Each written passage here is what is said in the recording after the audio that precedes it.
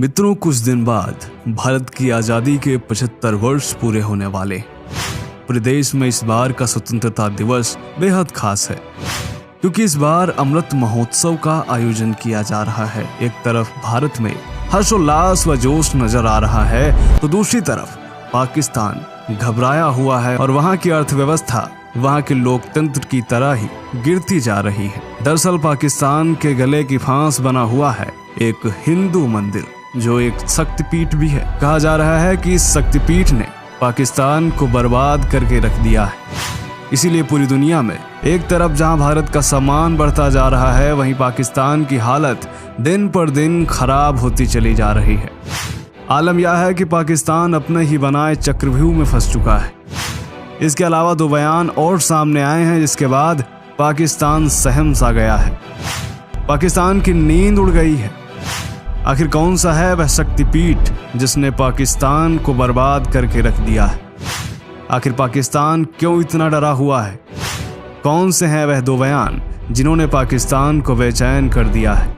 जानेंगे आज के इस वीडियो में। तो यदि आप इस चैनल पर पहली बार आए हैं तो चैनल को सब्सक्राइब करना ना भूलें और कमेंट में जय माता दी अवश्य लिखें। स्वागत है आप सभी का द साइंटिफिक हिंदू पर और मैं हूं आपके साथ आपका दोस्त धीरेन्द्र। मित्रों, 15 अगस्त से ठीक पहले ऐसे दो बयान सामने आए हैं जिन्होंने पाकिस्तान को हिला कर रख दिया है। ये दोनों बयान पीओके को लेकर आए हैं जिन्हें सुनकर पाकिस्तान की सरकार अंदर तक हिल गई है। पाकिस्तानी मीडिया में इन दोनों बयानों को लेकर काफी हलचल मची हुई है।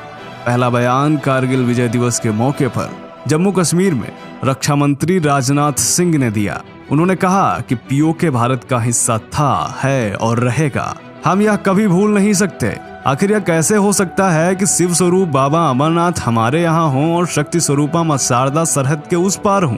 पाक ऑक्युपाइड जम्मू कश्मीर यह भारत का हिस्सा था, है और रहेगा। हम इसको मानते रहेंगे बहनों भाइयों, हम कभी भूलेंगे नहीं। ये कैसे हो सकता है? शिव स्वरूपा बाबा अमरनाथ हमारे यहां हों और मां शारदा शक्ति स्वरूपा एलओसी के पार हों। रक्षा मंत्री के द्वारा दिए गए इस बयान ने पाकिस्तानी मीडिया से लेकर सेना तक को हिला दिया। इसी बीच दूसरा बयान आरएसएस के महासचिव दत्तात्रेय होसबोले का आया। उन्होंने कहा कि पीओके के लोग पाकिस्तान से आजादी चाहते हैं। इसके अलावा यह भी आपको बताते चलें कि बलूचिस्तान की बड़ी नेता नायला कादरी ने कहा है कि भारत बलूचिस्तान को आजाद करवाने में हमारी मदद करे। नायला कादरी ने यह भी कहा कि अगर भारत इजाजत दे तो वह वाराणसी में बलूचों की विस्थापित सरकार बनाना चाहती हैं। उन्होंने यह भी कहा कि यदि बलूचिस्तान आजाद हुआ तो वह बलूचिस्तान में प्रधानमंत्री नरेंद्र मोदी की मूर्ति भी लगवाएंगी। हालांकि भारत ने नायला कादरी के इस बयान पर अभी तक कोई प्रतिक्रिया नहीं दी है। फिर भी पाकिस्तान डरा हुआ है और वह संयुक्त राष्ट्र का रोना रो रहा है। आप इस बात का अंदाजा यहाँ से लगा सकते हैं कि तीनों बयानों को लेकर पाकिस्तान ने हड़बड़ाहट में एक आधिकारिक बयान जारी कर दिया। पाकिस्तानी विदेश मंत्रालय ने रक्षा मंत्री के बयान को अनुचित बताया। पाकिस्तान यही नहीं रुका, हड़बड़ाहट में उसने यहाँ तक बोल दिया कि यदि किसी विदेशी ताकत ने पाकिस्तान पर हमला किया या युद्ध हुआ तो जीत पाकिस्तान की होगी। पाकिस्तान के लोग इतने डरे हुए हैं कि उन्होंने बोलना शुरू कर दिया कि पीओके पर भारत के बयान को हल्के में लेना भारी भूल होगी।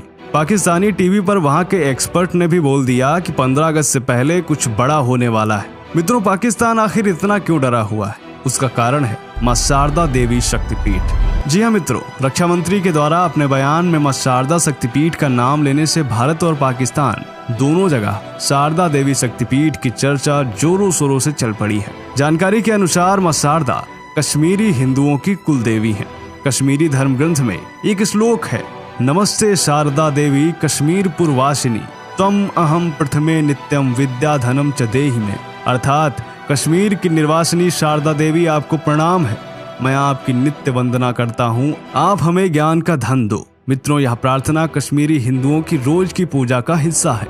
शारदा देवी का यह शक्तिपीठ मधुमती और सरगुन नदी की धाराओं के संगम के पास हरमुख पहाड़ी पर लगभग 6500 फीट की ऊंचाई पर है। शारदा पीठ 18 महाशक्तिपीठों में से एक है जहाँ माता सती का दायां हाथ गिरा था।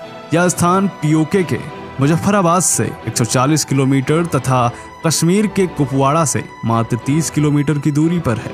भारत और पाकिस्तान के बंटवारे से पहले मां शारदा शक्तिपीठ, मार्तंड सूर्य मंदिर और अमरनाथ गुफा के साथ जम्मू कश्मीर 3 प्रमुख तीर्थ स्थलों में शामिल था।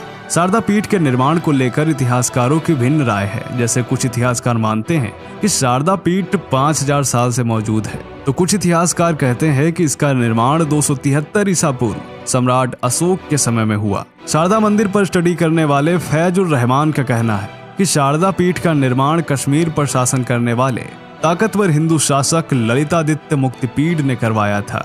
और केवल शारदा पीठ ही नहीं, मार्तंड सूर्य मंदिर भी महाराज ललिता दत्त ने बनवाया था। 16वीं सदी में अकबर के नवरत्नों में शामिल अबुल फजल ने शारदा पीठ को महान पूजा स्थल बताया था।